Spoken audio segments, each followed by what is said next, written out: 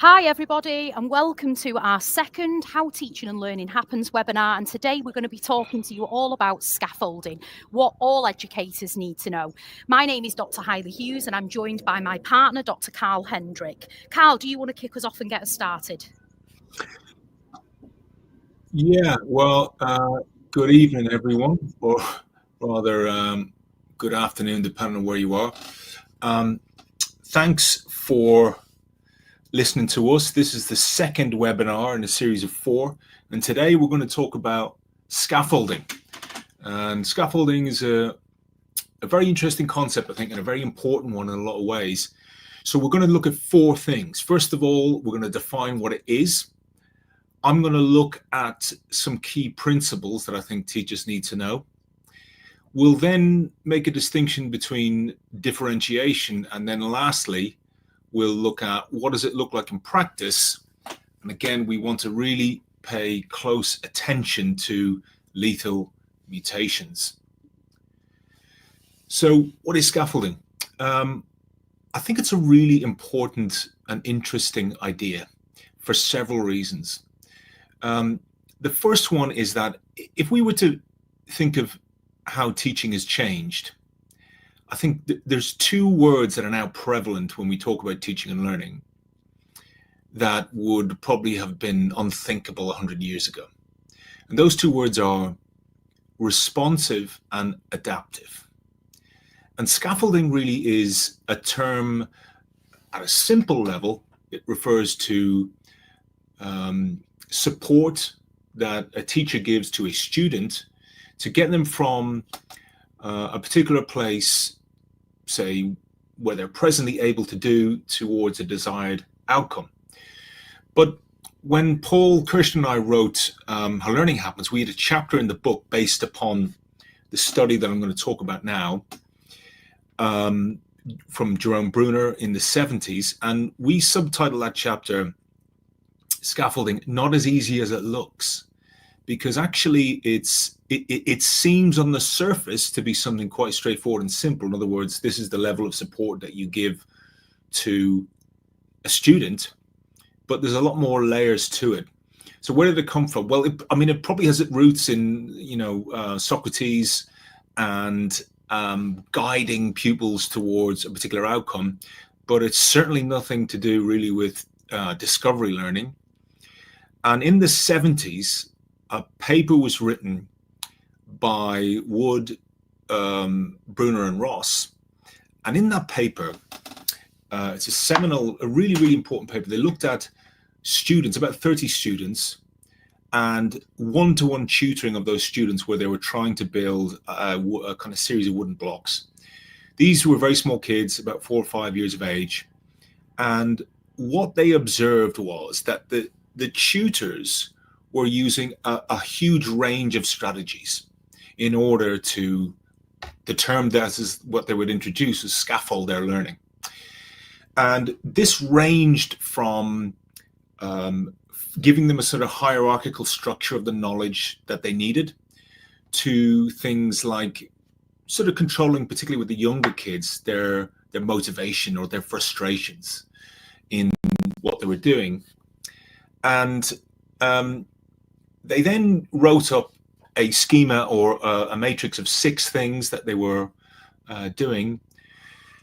And I think what was really important with this particular study was it really invoked this idea of a kind of contingent control. In other words, that the teacher's not simply going in with, well, this is what you need to know and I'm going to deliver it, but rather this kind of nuanced calibration of, well, this is where you're at and this is where I need to be to kind of meet what you need to do.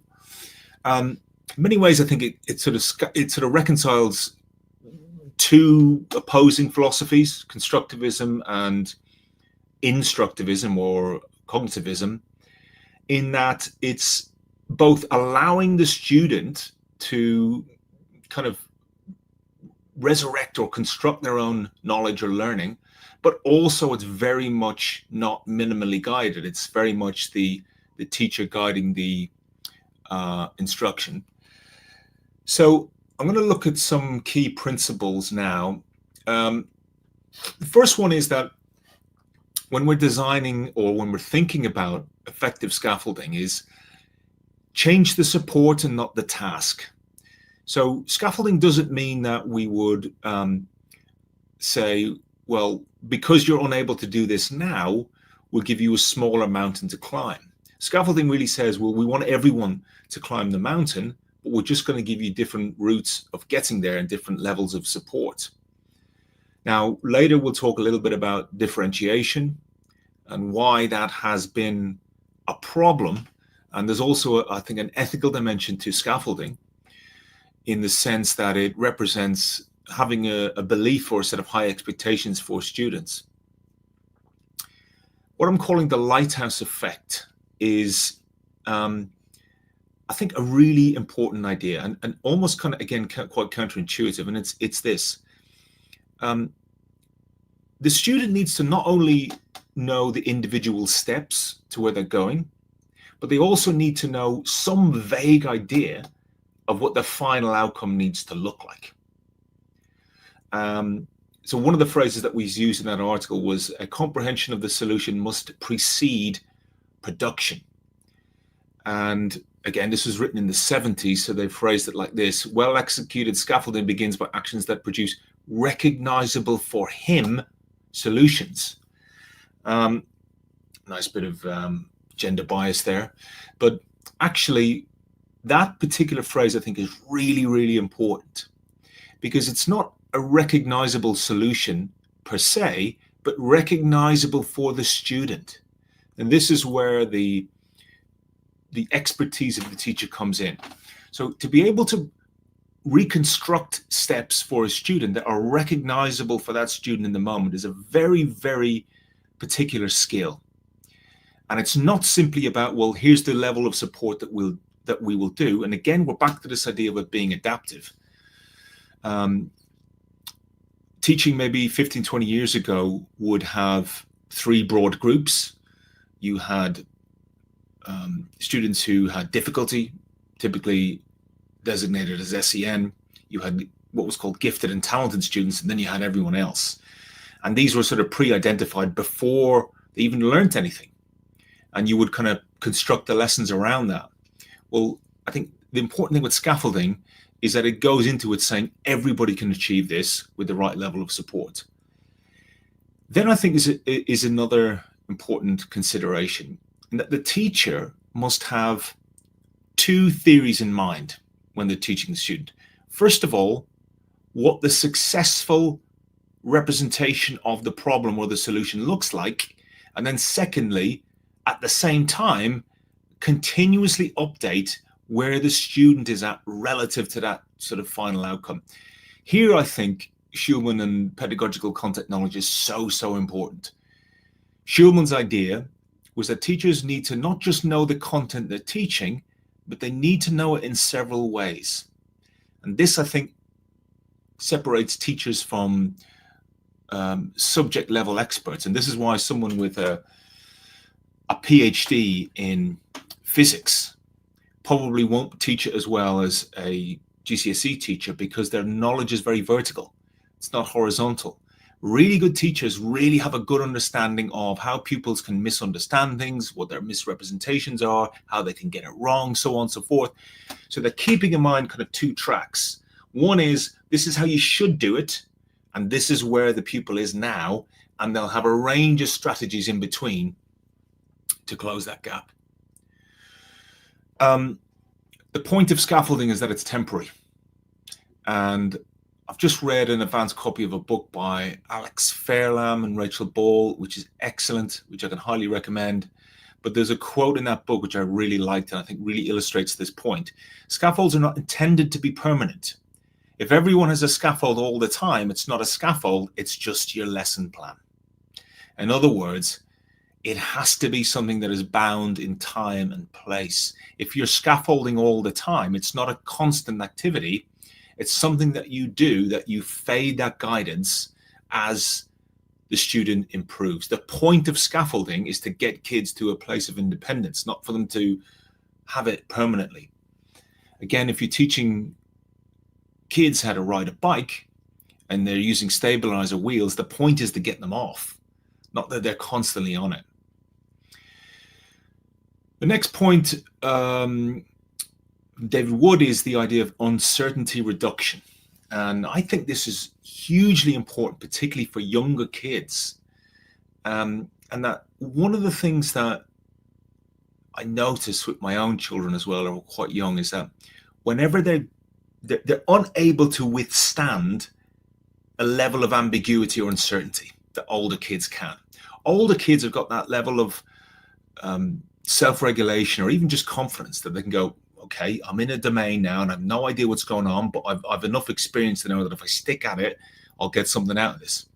For young kids, that uncertainty is a problem because they're novices in life. So scaffolding is also about alleviating that feeling of being overwhelmed by uncertainty. The last point is that within scaffolding is a sort of an ethical component of high expectations, where we move from who to how. And instead of saying to a class, right, who could do this? We say, how can everyone do this? And this, I think, is a very important distinction. So we're teaching to the top and we're outlining at the beginning that we believe that every student in this class can complete this task. And the question is not, are you able to do this, but how are you going to do this? And I think that's very, very important. Differentiation is something that was kind of used by, it was a technique that was sort of used by most teachers, but in recent times, I think has fallen under attack, and for good reason. For me, the main aspect of it is that, I think as Mark Roberts, I think quite nicely put it, it signals to kids from the outset that some kids will be able to do this and others won't. And while it seems on the surface to be closing the gap between kids who are able and not able to, there's a kind of an implicit message within differentiation. And the message is, for many of the kids in the class, we don't think you're able to do this at the level that others can. And in some cases, that's right. But in many cases, students are able to excel in different areas. And if we tell kids at the beginning of a task, well, you're not going to be able to do this unless you do a simpler version of it, then they'll probably rise to that level, as Haili's going to spell out in a minute. When I started teaching, again, it was not uncommon. In fact, it was quite common for there to be three kind of tables in a classroom. One, again, was the G&T table. One was everyone else, and then you had an SEN table. Very often, we had to differentiate the lesson, and the worst element of that, which Haili will talk about, is learning styles. And again, this is, I think, really in opposition to the aims of scaffolding. And Haili's going to pick this up now and really go into depth on why that's so problematic. Thanks, Carl. Hopefully everybody can hear me okay. I'm on my way to London to deliver a keynote in the morning, so I'm doing this webinar kind of en route, which seems to be my life at the moment.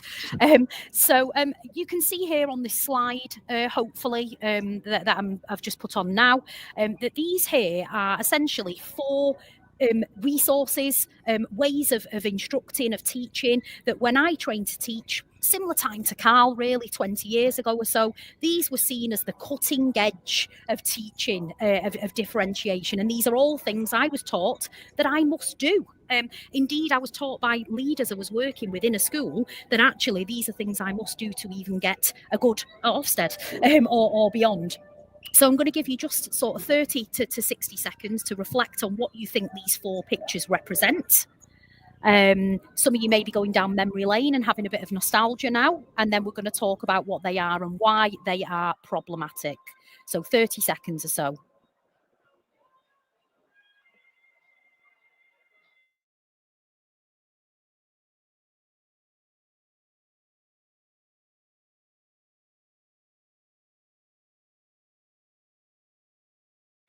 Okay, that was probably an English teacher's 30 seconds, but we're going to come back in now.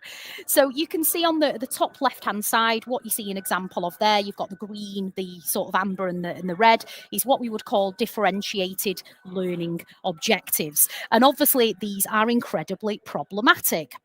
If you think about it, essentially, what you're doing is allowing students the choice over what they do in the lesson in terms of their kind of output. So you are always going to get some students, for example, who will do the bare minimum because they might be a little bit lazy. So they will pick the all because they know it's really easy and they don't want to challenge themselves. On the other hand, I've had students in my classes who've said to me, "Miss, which one am I?" You know, what are you supposed to then say as a teacher? Oh, you're all love, you know, don't go chasing waterfalls, just stick to that one, you know? So it's very, very problematic. As Carl said, when Mark Roberts talked about kind of telling people from the outset that this isn't your work, you can't access it, Tom Sherrington says a similar thing. You know, it's problematic. We shouldn't be categorising what our students can do before we've even done the lesson. So the next one that you can see there on the top right-hand side is extension tasks. Now, at one stage, again, I used to be told that you could not get an outstanding at Ofsted unless you did one of these extension tasks. And very often the extension tasks were not worth the paper that they were written on. They didn't help students get better, gain expertise, become more effective in the particular piece of knowledge or skill that you were teaching them. They often were just time fillers, what Rob Coe would term poor proxies for learning. So I've been into lessons where I've seen people doing a crossword that is tangentially linked to the study of Romeo and Juliet. It might be about love, for example. Is that moving that student's learning on? Is it challenging them? Absolutely not. It's keeping them busy. Okay, so extension tasks again can be a complete waste of time for students. The other one that you can see at the bottom there, where we can see the eye, the ear, and the hand, is what Carl was mentioning before, which is, of course, differentiation by learning styles. And again, there was a whole period of my career where I used to survey the students that I was teaching on what learning style they had, and then had to differentiate by giving them tasks that matched that preferred learning style. Complete nonsense. I was an English teacher. You know, some days I'd be teaching a scene from Macbeth on Birnam Wood, moving towards the castle. And, you know, I'd be like, if you're a visual learner, you can draw a comic book of Birnam Wood. If you're an auditory learner, you can listen to my explanation of it or this recording. If you're a kinesthetic, you can build it from Lego. How ridiculous. So, you know, that is kind of the trap that we fell into with learning styles. Been completely debunked. Luckily, it's on the early career framework. So even our new teachers who are getting through now know that we all have learning preferences, but differentiating between learning styles and setting tasks accordingly that match those learning styles is a complete waste of time. It makes no impact on pupil progress whatsoever. And then the very last one of the Rogues' Hall of Shame of differentiation is differentiation by task. Now, like many teachers, a certain amount of time ago, I spent all night, every night, planning 3 different levels of challenge with worksheets. Many rainforests were cut down for my differentiation at the time. And again, it absolutely was wrong-footed because what it did, again, was cap our children. So they believed that all they could achieve was this highly differentiated worksheet. And all of these things are incredibly problematic for the reasons we've mentioned. Next slide, please, Carl, if you can. So all of those that I've just shown you were essentially what we might think of when we think of differentiation in its most traditional sense, probably in the way that we were trained at that point. And there are massive, massive problems with that. If you were differentiating well, chances are you may have been doing things that are more like the scaffolding examples that we're going to talk about today. But like many things that happen in schools, with the best intentions of teachers and leaders, things do become lethally mutated. And here are some of the ways that differentiation in its traditional sense became lethally mutated. So we're going to start off with what Carl referred to earlier, which is the low expectations trap. So when we use things like gold, silver, bronze, almost or some, or those awful Nando's chili sheets that we used to have with mild, medium, extra hot, essentially. What we're doing is saying really outwardly that we expect much less from some students than others, and Mark Roberts talks a lot about that. We also have an extension task problem that we talked about before. So if we provide those extension tasks, what that advertises actually is a belief that some children deserve harder work than others. All of this leads to a huge workload issue, like I alluded to before. So that time of creating multiple different worksheets, it is just absolutely unsustainable. Even giving them out in class to students. If you're on the yellow table, put your hand up, running round giving these worksheets out for absolutely no impact. The workload and morale cost is huge. And then there's the learning styles myth that we mentioned before. We know that everybody has preferences about how they learn.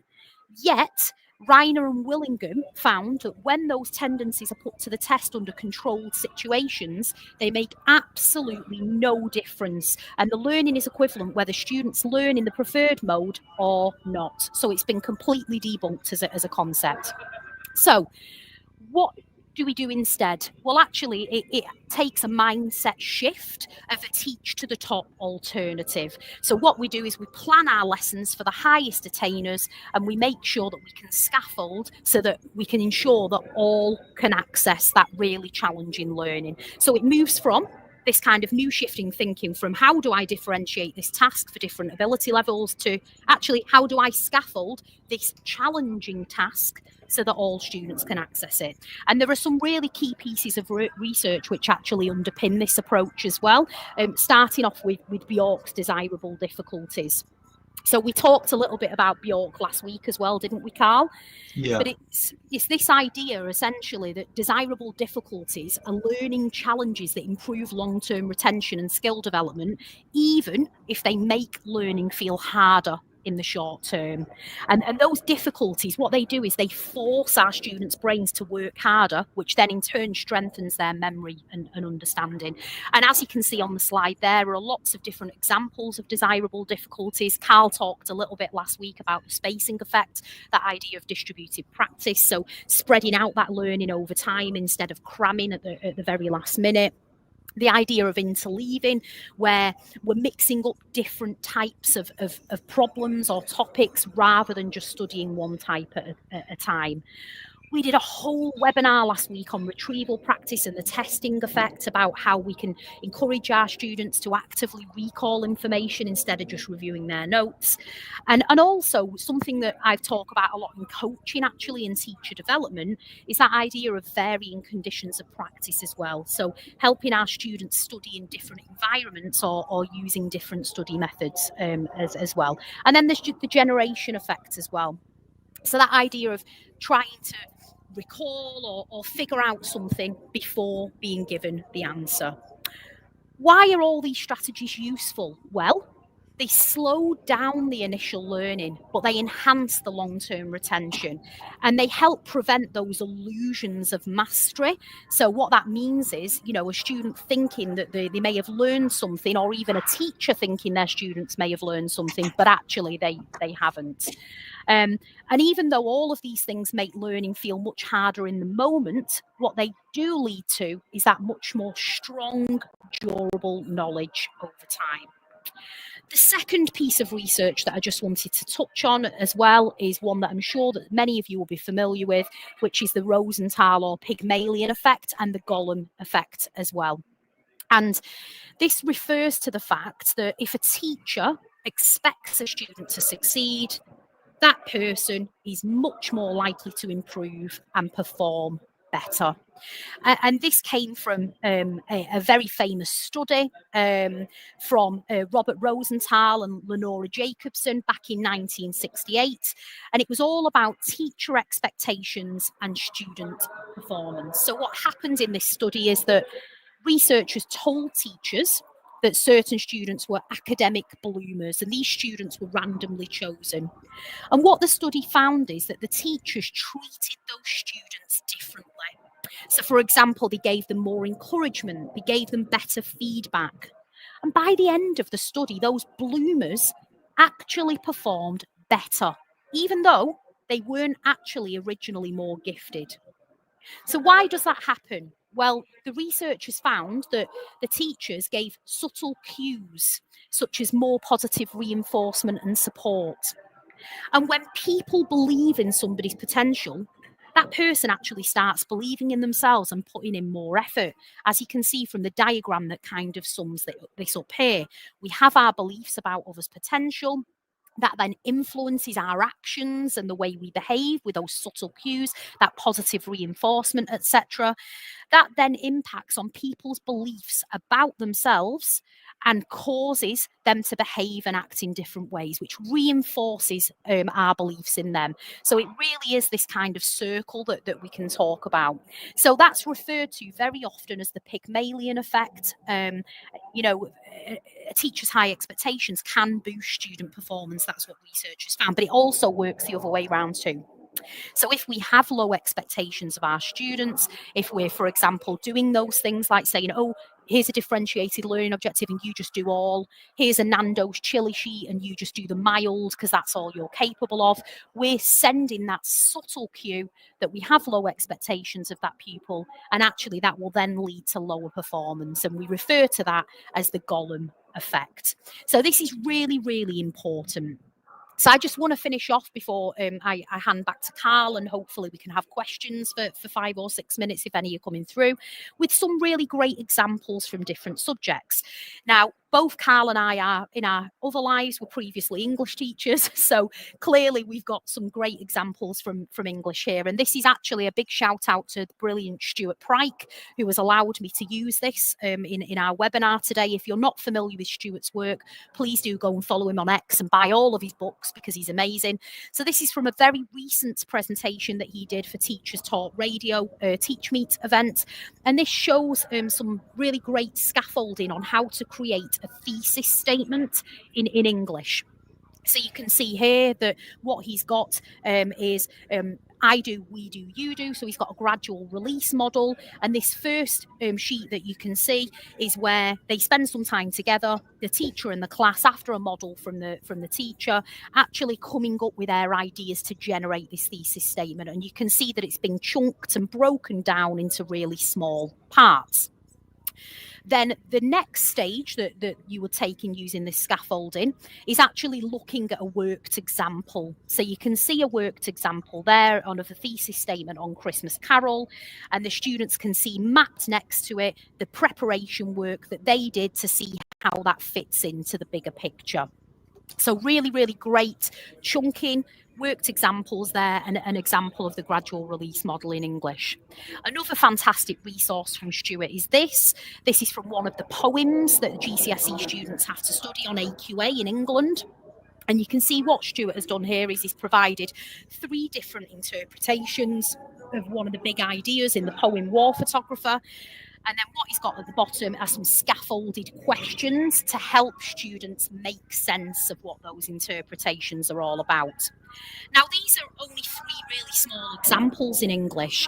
You could use things like word banks, sentence starters, pre-reading activity, for example, where you discuss some of the background knowledge in some of the texts that you're reading. Some guided reading. I always used to love using scaffolding on guided reading in my lessons, where I would have a passage and some questions alongside it that students considered. Chunking texts, or even things like modelling like we've seen here, and shared writing with a gradual release. There's also lots of speaking and listening scaffolds that you can use as well. Things like think, pair, share, listening guides where we provide key questions or graphic organisers to help students focus during some of the activities that we do. And then there's obviously the assessment scaffolding that you can do as well. Things like checklists, rubrics that you come up with.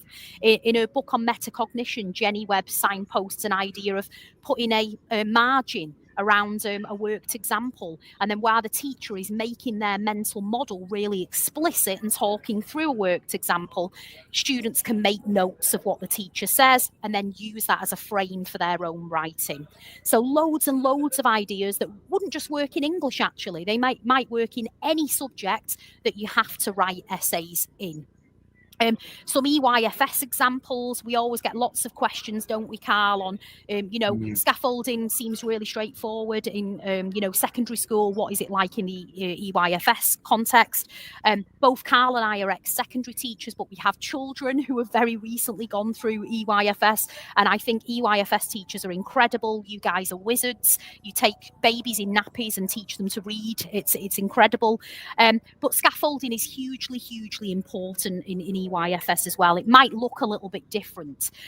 So that might be modelling language, for example. So using full sentences to help expand children's vocabulary. So a child might say dog, and a teacher might respond with, yes, it's a big brown dog. It might be questioning techniques. So asking those really open-ended questions to prompt your children to think and explain things. So I do that a lot with my little girl when I'm reading, for example, about prediction, what might happen next. Lots of uses of manipulatives when developing numeracy really helps as well. Using number lines to help children add or subtract with more visual guidance.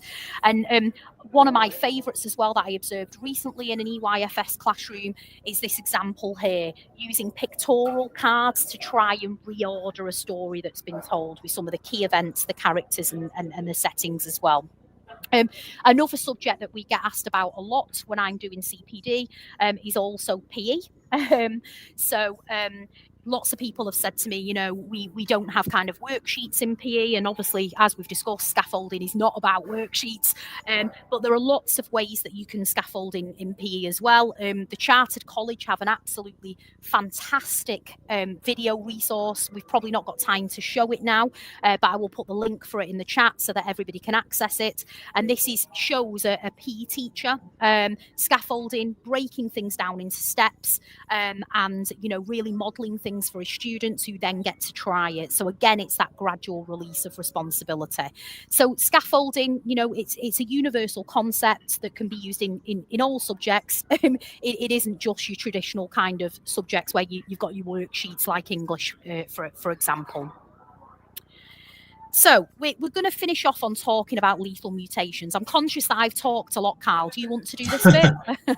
Yeah, no, I'll look at some of these. That's really helpful, Haili.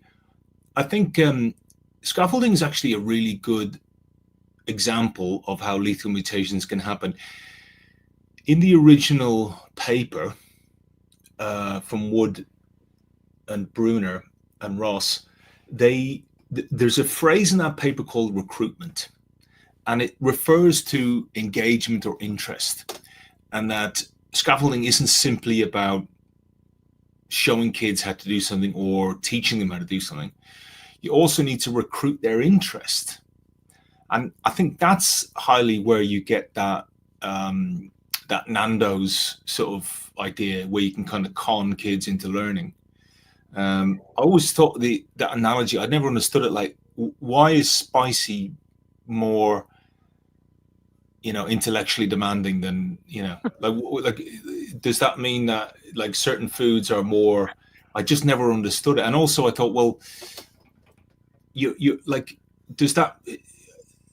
is it that kids are going to go, oh yeah, I like Nando's, therefore I'll this will sort of fool me into liking quadratic equations or Macbeth or something like that. Yeah, my daughter did a rock star maths day a few months ago and got really excited because she thought it was going to be like, and again, it's a con, isn't it? Trying to make maths sound like fun for the wrong reasons, if that makes sense. Yeah.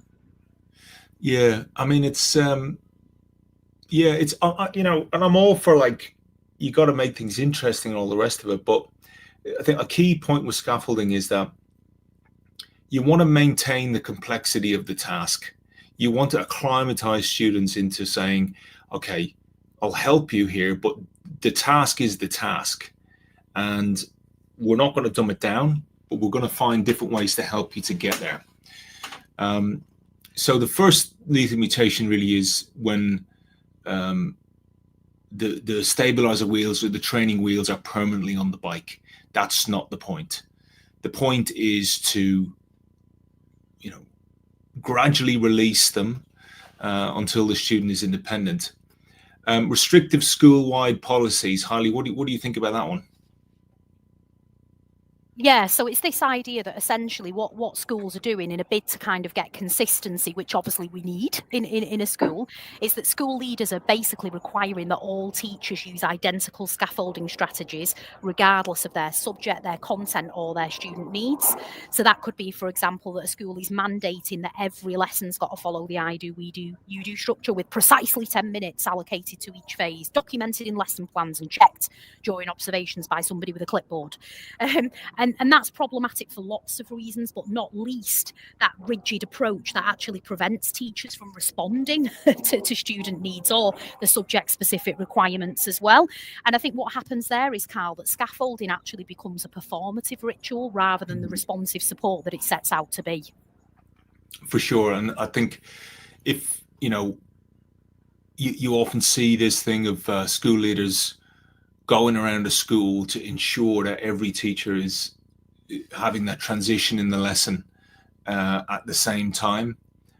I remember seeing someone telling me maybe 10 years ago that the school had mandated a 16-part lesson plan, and that the senior leadership were going around to ensure that the teachers were, okay, you've done your do now for 5 minutes. Why are you still doing that? And you should be doing this, and which is really the antithesis of responsive teaching, adaptive teaching. The lowered ceiling really is about the students who are probably maybe more able, and a sign of that would be students completing a task and waiting for everyone else to do it. And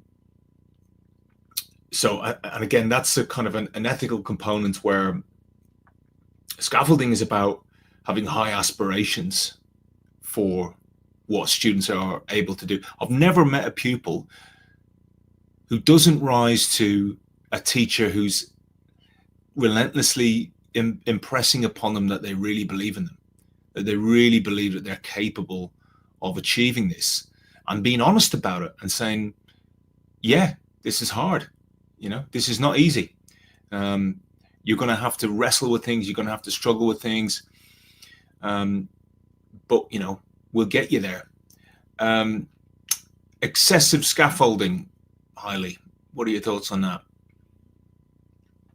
Yeah, so links very much to what you were saying really before about kind of that lowered ceiling. So it's when we're giving our students so much support that actually they've got nothing left to think about or struggle with. It removes that productive struggle and it prevents students from actually developing those problem solving skills. So it links to the expertise reversal effect as well. It's also, Dylan Williams has a wonderful phrase for this, that when we're giving feedback to students, we should be attempting to improve the student and not the work. And I'm definitely guilty in the past of scaffolding a piece of work so much so, and giving students, breaking it down into, almost at the level of work that they have to put into it is much less than the work that I've put into making it. With delegated scaffolding, I think, again, really we're talking about teaching assistants here. Yeah. So when teaching assistants when the scaffolding element is left entirely up to the teaching assistants, the problem there is that the teacher then doesn't get a really vivid picture of what the class need, of what they need to adapt in terms of their instruction and planning. You often see that where the class teacher will work with the kind of high achievers, and the TA will be at a table with the lower achievers. I think as well, if we design instruction and curriculum properly, what you'll see is that you'll see different students shining in different areas. So you'll see students who maybe typically struggle on one task really good at another, and a really good teacher for me will zoom in on that and hone in on that and go, this is evidence, despite what you think about yourself, that you're able to do this. Task simplified scaffold. Well, I think that's really, again, at the beginning of this, I said you want to maintain the complexity of the task. So you want to change the support and not the actual task. So sometimes I've seen scaffolding where we want every kid to be able to do this, and by the time they get to the end of the lesson, this is a kind of a very simplified version of what they had hoped that the kids would be able to do. That's not scaffolding. That's kind of, again, that lowered ceiling. It's dumbing down, isn't it? You know, yeah. we see it in English sometimes where like we'll have like a Shakespeare play and teachers will give students it in a modern version where they're taking all the kind of language and complexity out of it. Yeah, absolutely. Yeah, absolutely. So I think then in summary, because we've only got a few minutes left, Haili, and by the way, if anyone's got any questions, put them in the chat. We've got a few, Carl, yeah. So we okay. So let's go through them because we've only got 5 minutes. Yeah, let's do that. So I've answered one of them. Forgive me if I'm pronouncing your name wrong, but Jayotsna Sharma asked how the concept of the zone of proximal development is relevant. So I've answered that one. So I think that's okay in the chat. And then we've got a comment from Jackson Edwards. Isn't the Pygmalion effect inconsistent with our understanding of motivation? And he quotes your book, Carl. So I'll let you answer this one. In Carl's book, he writes, the idea is that the more we motivate learners, the better they'll learn. Unfortunately, this isn't the case. It's learning that leads to motivation. So do you want to address that? Well, in the book, we made the case that it's achievement that leads to motivation. So I think the scaffolding is entirely consistent with that because I suppose that whole thing of the Nando's, I'm going to motivate kids to get interested in this. And again, it's an example of how, research can go wrong, where the recruitment aspect is really important. I'm going to recruit your interest. But if you kind of veer off this way and start going, I'm going to dress up as Darth Vader to sort of, get you interested in cosmic physics, then it sets up a kind of dangerous precedent. So we looked at evidence that said that it's when students have that taste of success, that feeling of achievement, that they then go on to be motivated. So I think that how that links with the Pygmalion effect is back to this concept of having high expectations and saying you can achieve this, and I'll break this down into, and really jumping on that first success and when a student has that. But there's probably a bit more to be said about that, I think, because that's a really good question. Just by the way, on Vygotsky, very, very important. I think there's been a lot of atrocities committed in the name of Vygotsky and scaffolding, but it's important to say that Vygotsky his zone of proximal development is a really nice idea, which is that sort of what the student is capable of doing, the gap between that and what they're capable of doing and where they're at. So scaffolding kind of builds on that. But scaffolding, the term comes in the 70s, much later, and Vygotsky didn't have much to say about how to operationalize things. So I think that's also important as well. Any more questions? I think that's it, and we're actually over time, so we better finish it there. Do you just want to say something about the course before we finish, Carl? Yeah, so this is just part of the online course that we created. It's based on 2 books, How Learning Happens, How Teaching Happens. It's an online course with 3 parts. Teachers can take it in their own time or as a group. You can find out more about it if you contact either of us or look at the website. And we're creating a rapidly expanding community of lots and lots of schools and teachers, and we'd love to have you part of that community. So great, and I think we'll see you next Thursday. Yeah, great. So we'll see you next Thursday for a session on checking for understanding, I think. Which I think is one of the most important things that teachers need to know, checking for understanding. So thanks a lot, everyone, and we will see you later. Yeah, thanks, everybody. Right.